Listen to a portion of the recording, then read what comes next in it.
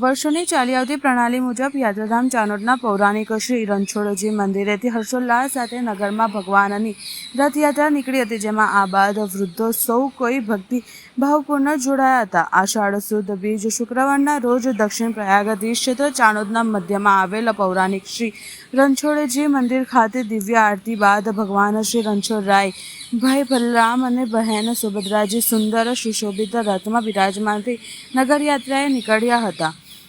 મહિલા મંડળો, વેશભૂષા ભાતીત ફુલકાઓ તેમજ મોટી સંખ્યામાં નગરના શ્રદ્ધાળુઓ શ્રદ્ધા ભક્તિપૂર્ણ જોડાયા હતા. દરરોજ ભક્તો ભગવાનના દર્શન માટે મંદિરે જાય છે, પરંતુ આજે રથયાત્રાના દિવસે શ્રી રણછોડરાય સ્વયં ચાલીને સામે પોતાના ભક્તોને દર્શન આપવા માટે નગરમાં નીકળ્યા હોય. ઠેર ઠેર પુષ્પવર્ષા તેમજ ફણગારેલ મગ, જાંબુ અને કેરીનો ભોગ અર્પણ કરી ભાવિ ભક્તોને ભગવાનના વધામણા કર્યા હતા.